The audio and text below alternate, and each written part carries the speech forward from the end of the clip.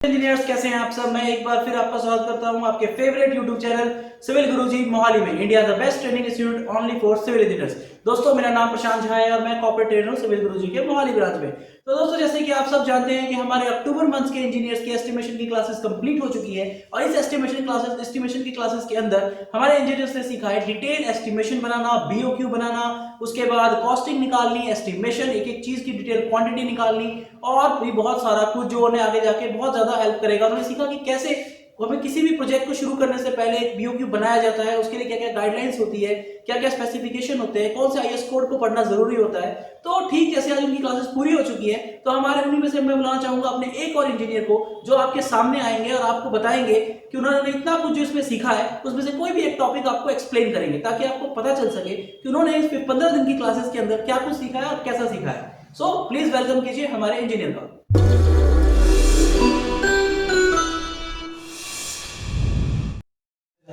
Hello everyone, my name is Avinash Kaundal और मैं Himachal Pradesh district Hamirpur से हूँ और मैंने सिविल गुरुजी के मोहाली ब्रांच में हार्ड 60 डे चैलेंज लिया हुआ है और मेरा एस्टिमेशन की क्लासेस खत्म हो गई हैं। तो आज का हमारा टॉपिक है एस्टिमेशन ऑफ फाउंडेशन और इसमें हम ये 7 टॉपिक्स कवर करेंगे।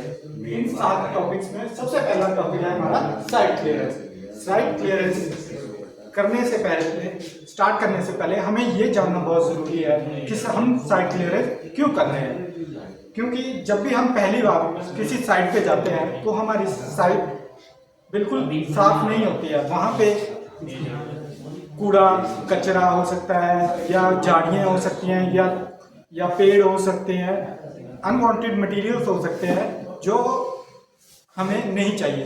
तो उसके लिए हम साइट क्लियरेंस कर रहे हैं और इसके अलावा हमें अपने साइट को वर्केबल बनाना है अपनी कंस्ट्रक्शन के लिए। इसी वजह से हम साइट क्लियरेंस हमने ये जान लिया है कि हम साइट क्लियरेंस क्यों कर रहे हैं। अब बात आती है इसके कैलकुलेशन पार्ट की।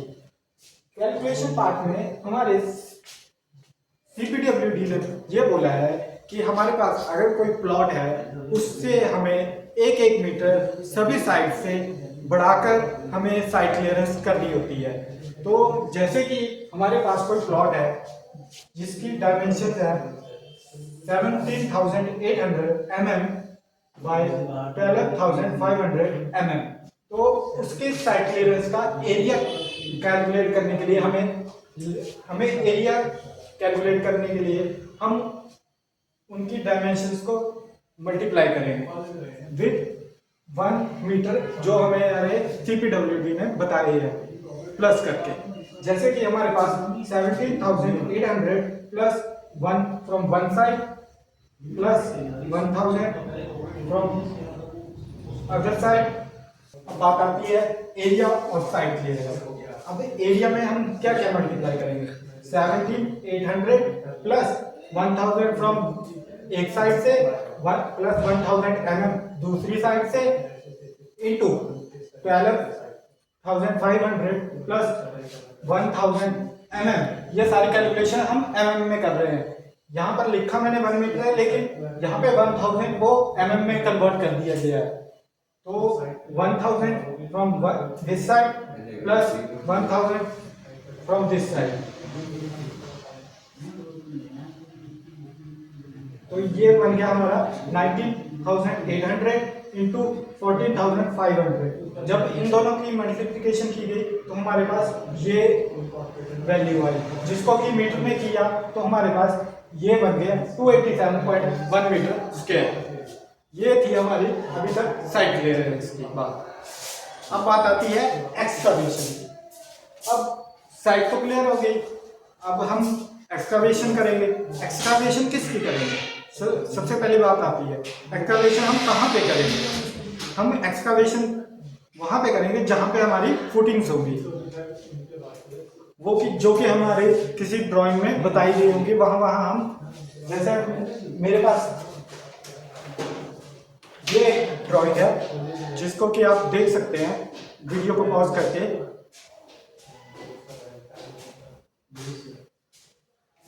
अब इसमें ये डिफरेंट फुटिंग्स बताई गई है। ये हमारा पूरा प्लॉट साइज है और ये हमारी फुटिंग्स है। जैसे हमने एक फुटिंग ले ली है जिसकी डायमेंशन है 1800 बाय 1800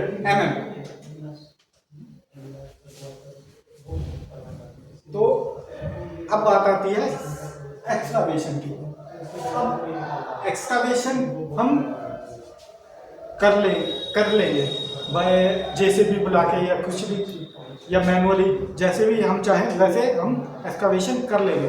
लेकिन एक्सकावेशन करने में भी हमारे CPWD नॉर्म्स के हिसाब से ये बताया गया है कि अगर फुटिंग की डेप्थ पर 1.5 मीटर से कम या उसके इक्वल हो तो हम 300 mm बढ़ाकर अपनी चारों तरफ से एक्सकावेशन करते हैं। ऐसा क्यों करते हैं? ऐसा इसलिए कर रहे हैं ताकि हमारी सेंटरिंग और शटरिंग के लिए आसानी हो और हमारे जो लेबर्स हैं वो आराम से वहाँ पे काम कर सकें। अगर हम फुटिंग बिल्कुल एग्जैक्ट लेंथ की, एग्जैक्ट डायमेंशंस की खोदेंगे तो हमें सेंटरिंग और शटरिंग के अलावा जो हमारे वर्कर्स हैं वो काम करने में उन्हें बहुत सी दिक्कतें फेस करनी हो सकती है। इसी वजह से जो CPWD है उसने बताया है कि अगर हमारी 1.5 मीटर से कम हमारी फुटिंग हो, डेप्थ हो, फुटिंग की डेप्थ हो तो हम 300 mm बढ़ाकर अपनी फुटिंग की एक्सकावेशन करते हैं। तो एक्सकावेशन के लिए हम कैलकुलेशन करेंगे। ये आएगा volume of excavation. Volume of excavation क्या होगा? 1800 प्लस 300 इस साइड से प्लस 300 इस साइड से, फिर से मल्टीप्लिकेशन 1800 दिस 300 इस साइड से 300 इस साइड से इंटू डेप्थ, ये वाली डेप्थ, क्योंकि हम वॉल्यूम में कैलकुलेट करते हैं एक्सकावेशन को इसलिए हम इसे डेप्थ में से भी मल्टीप्लाई कर रहे हैं इंटू 1500। ये बन जाएगा 2400 इंटू 2400 इंटू 1500। जब इसको कैलकुलेशन करके मीटर में कन्वर्ट कर देंगे तो ये बन जाएगा 8.64 मीटर क्यूब। अब बात आती है कि अगर यही फुटिंग हमारी 1.5 मीटर से ज्यादा हो जाए तो हम क्या करेंगे? तो अगर यही फुटिंग हमारी अगर बाय चांस मान लो 2.5 मीटर डेप्थ की होती, 2.5 मीटर डेप्थ की होती तो हम यहाँ पे 300 mm प्लस करने की बजाय 750 mm प्लस करते और कैलकुलेट कर लेते कि हमें कितनी एक्सकावेशन करनी पड़ेगी। तो ये सारी कैलकुलेशन चेंज हो जाती, तो ये आप खुद से कैलकुलेट कर सकते हो। ये है हमारा तीसरा टॉपिक है जो कि है सैंड फिलिंग। अब सैंड फिलिंग हम कर रहे हैं ताकि ये हमें पार्शियल सेटलमेंट से बचाती है, और अगर हम डायरेक्ट इसको मिट्टी अपनी सॉइल पे कंक्रीटिंग कर देंगे तो चांसेस है कि हमारे जो सॉइल है उसमें कुछ हार्मफुल बैक्टीरिया या मटेरियल हो जो हमारे कंक्रीट को क्रॉड कर सकते हैं। तो इससे बचने के लिए हम सैंड फिलिंग करते हैं। और एक बात और है कि सैंड फिलिंग हमें एज एंटी टर्माइट भी काम प्रोवाइड कर देती है, एंटी टर्माइट लेयर प्रोवाइड कर देती है। अब बात आती है सैंड फिलिंग के कैलकुलेशन की। हम सैंड फिलिंग को भी वॉल्यूम में कैलकुलेट करते हैं। सैंड फिलिंग जनरली हम 4 इंच से लेकर 6 इंच तक, मतलब कि 100 mm से लेकर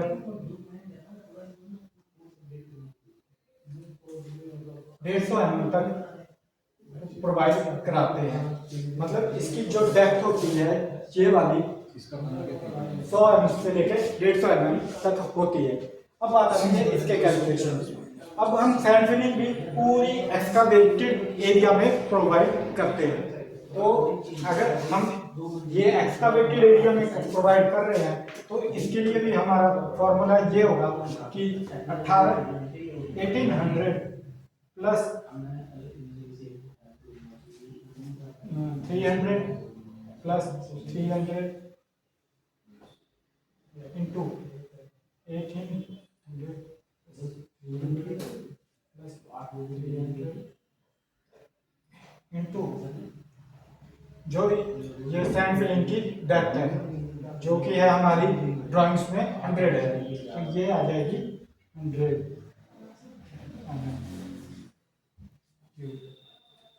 ये बन जाएगा आपका,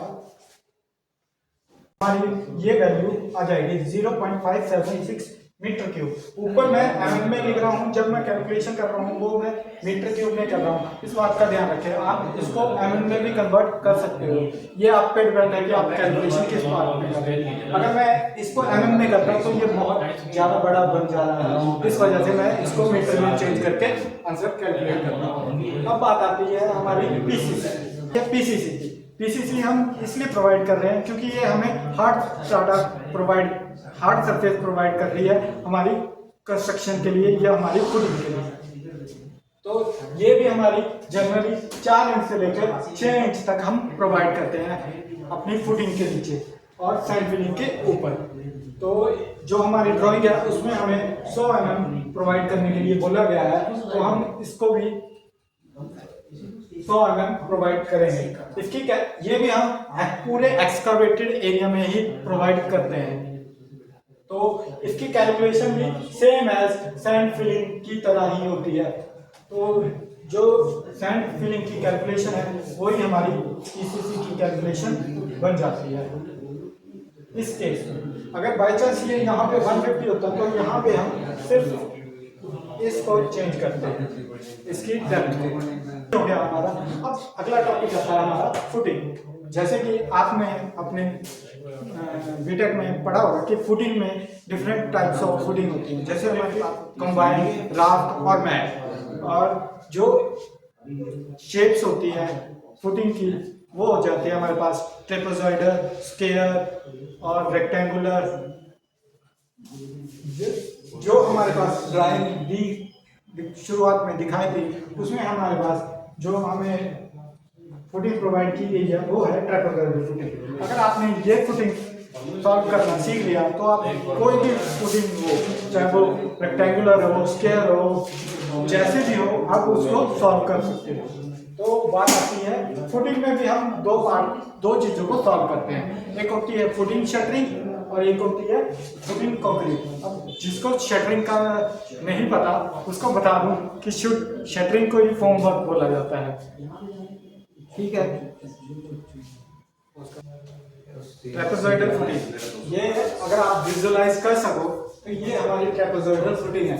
जैसे कि हमारी 1800 बाई 18 बात आती है हमारी ट्रेपेजॉइडल फुटिंग की, जो कि आज हम सॉल्व करेंगे। इसको हम सॉल्व करेंगे दो बार, एक ये नीचे रेक्टेंगुलर पार्ट और ये एक ऊपर ट्रेपेजॉइडल पार्ट।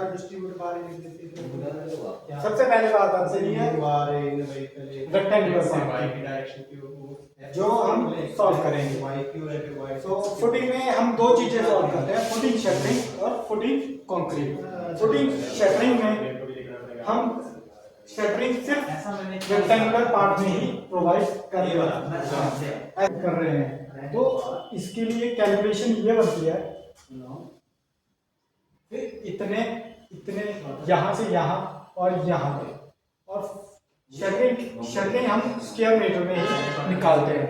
तो शटरिंग निकालने के लिए हमारी जो कैलकुलेशन है वो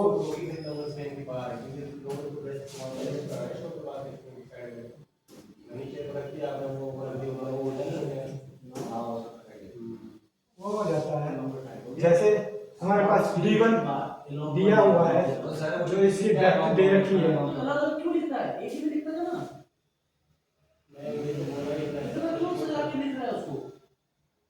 जो दे रखी है वो 250 mm दे रखी है। तो 250 ये आगे हमारी डेप्थ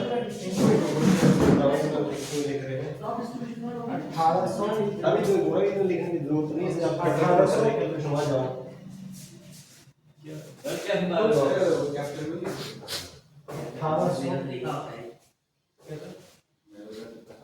छोड़ दे छोटा साइड हो गया, ये बन गया। इसी को यहाँ से कॉपी कर, यहाँ लाकर इस पर ये आती है कैलकुलेशन 250 मल्टीप्लाई जो ये हमारे पास डेप्थ है, डेप्थ और ये 14 की लेंथ जो कि हमारे पास है 1800। जब इनको मल्टीप्लाई करेंगे तो हमारे पास आंसर आएगा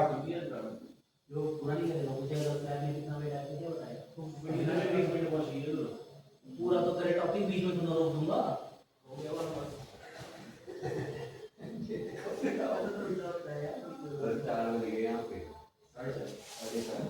0.45 मीटर। ये आया सिर्फ एक साइड के लिए। अगर हमें चारों साइड का निकालना है तो हम इसको 4 से मल्टीप्लाई कर देंगे तो हमारे पास चारों साइड का आ जाएगा जो कि होता है 1.8 मीटर स्क्वायर। फुटिंग कंक्रीट हम दो पार्ट्स में सॉल्व करेंगे, एक नीचे वाला रेक्टेंगुलर पोर्शन और ऊपर वाला ट्रेपेजॉइडल पार्ट वाला। सबसे पहले बात आती है हमारे रेक्टेंगुलर पार्ट नीचे वाले की, जिसको कि हम आराम से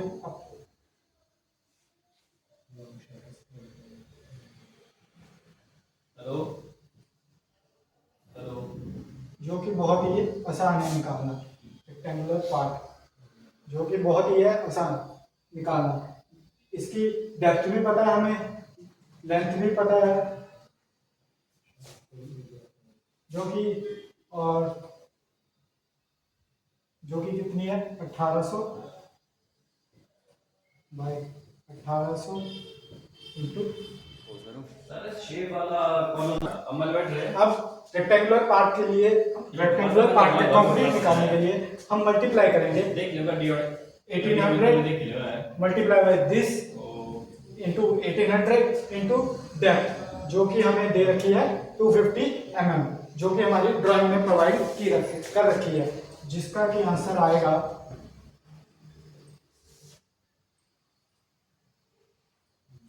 भाई आइए चाहिए 0.81 मीटर क्यूब। ये ऊपर मैंने mm में लिखे हैं, लेकिन जब मैंने कैलकुलेशन की तो मैंने इसको मीटर में चेंज कर दिया है, तो ये 0.81 क्यूबिक मीटर बन जाता है। अब ये तो पार्ट हो गया, बात हो गई हमारे सिर्फ रेक्टेंगुलर पोर्शन की। अब बात आती है हमारे ट्रैपेजॉइडल पार्ट के लिए। ट्रैपेजॉइडल पार्ट के लिए हम दो पार्ट में सॉल्व, दो एरियाज हो गई है। इसके लिए हमारे पास फॉर्मूला होता है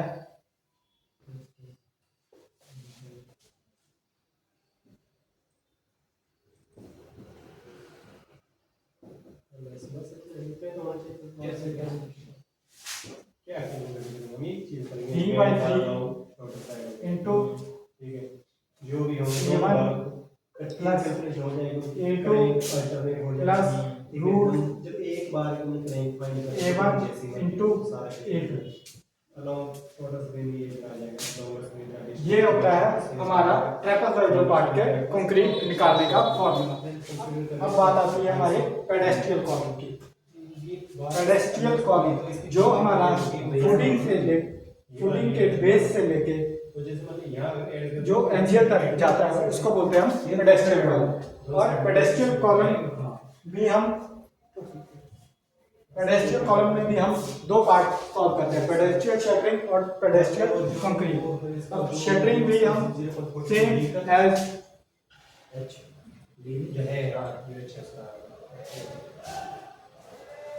सेम एज फुटिंग शटरिंग की तरह ही सॉल्व करेंगे। चारों तरफ इसके शटरिंग होगी और जो हमारे पास कॉलम प्रोवाइड किया गया है ड्राइंग में वो है 250 बाय 400। ये विद कवर प्रोवाइड किया गया है, तो हम इसको डायरेक्ट यूज कर लेंगे। जो पेडेस्ट्रियल कॉलम की शटरिंग आएगी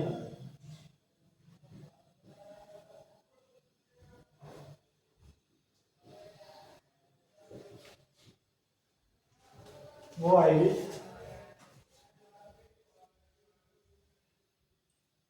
250 mm इंटू ये वाली डेप्थ जो कि होगी हमारी 1.5 1500 minus sand filling minus PCC minus D1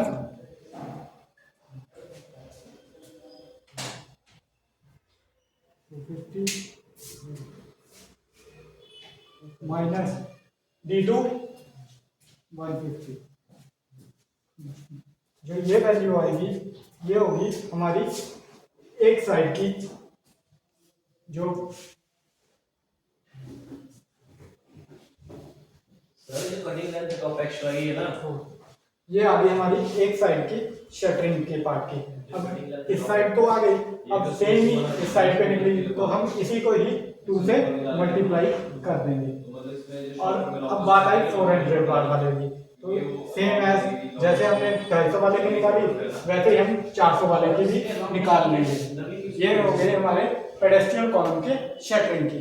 अब बात आती है पेडेस्ट्रियल कॉलम के कंक्रीट की।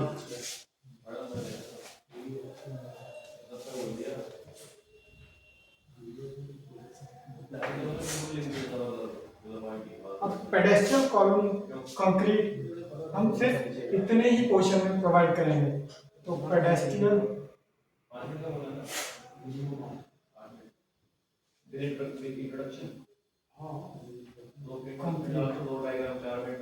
जिसकी जो यहाँ से लेके यहाँ तक होगी, इसकी लेंथ तो सेम होगी 1500 माइनस 100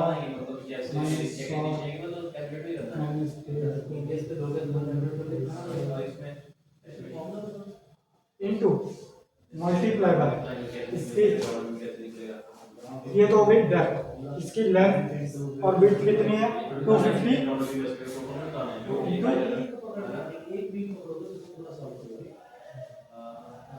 इंटू बाय 450। तो ये आ जाएगा हमारा क्यूबिक मीटर में, जो हमारे पास कंक्रीट आ जाएगा। इसकी कुछ वैल्यू होगी जो कि आप निकाल सकते हो। तो ये हमारे पास आ जाएगी पेडेस्ट्रियल कॉलम का कंक्रीट। अब बात आती है बैक फिलिंग की।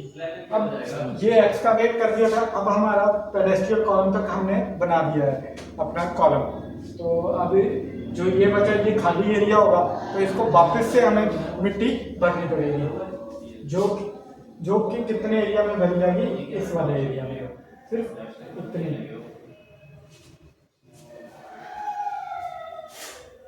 तो ये एरिया निकालने का वही सैंपल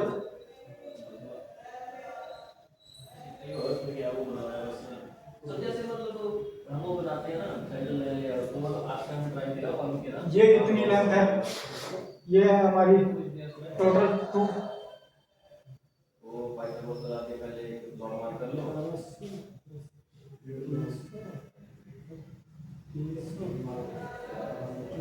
दूसरी साइड उधरली साइड को भी यही सेम।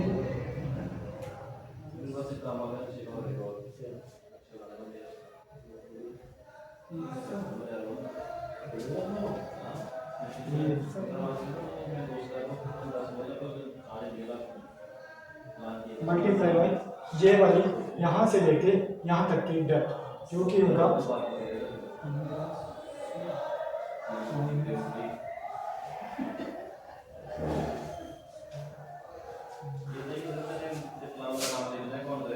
ये आ जाएगी हमारी बैक फिलिंग का बैक फिलिंग, जो कि हमारे पास आएगी क्यूबिक मीटर में। तो ऐसे हम फुल एस्टिमेशन ऑफ फाउंडेशन करते हैं। हेलो व्यूअर्स, मैं उम्मीद करता हूं कि आपको आज की हमारी प्रेजेंटेशन पसंद आई होगी और आपने इस प्रेजेंटेशन में से बहुत सारा कुछ सीखा होगा और आपको पूरी तरह से पता चल गया होगा कि आखिर फाउंडेशन पार्ट का एस्टिमेशन कैसे निकाला जाता है। तो दोस्तों, अगर आप भी ऐसा ही कॉन्फिडेंस अपने अंदर लाना चाहते हैं, ऐसी और भी टेक्निकल नॉलेज सीखना चाहते हैं, तो आप भी हमारा सिविल गुरुजी का हार्ड 60 डेज चैलेंज ज्वाइन कर सकते हैं। और हार्ड 60 डेज चैलेंज ज्वाइन करने के लिए आपको क्या करना है, आपको अपना मोबाइल फोन उठाना है और डायल करना है 9111001234 पर और अपनी सीट बुक करनी है। या फिर अगर आप चाहें तो आप civil Guruji Mohali branch visit कर सकते हैं और यहाँ आकर भी अपनी सीट बुक कर सकते हैं। क्योंकि दोस्तों, जब तक आपके अंदर कोई स्किल्स नहीं होगी, आपके अंदर आपकी वैल्यू इंक्रीज नहीं होगी, विदाउट वैल्यू आप अपनी ड्रीम जॉब या आपने अपनी लाइफ के लिए अगर कोई भी गोल सेट किया होगा तो उसे अचीव नहीं कर पाएंगे। तो जल्द से जल्द यहाँ आइए, अपनी ट्रेनिंग ज्वाइन कीजिए और आपने अपने लाइफ के लिए जो भी कोई गोल सेट किया हुआ है उस गोल को अचीव कीजिए। So thank you.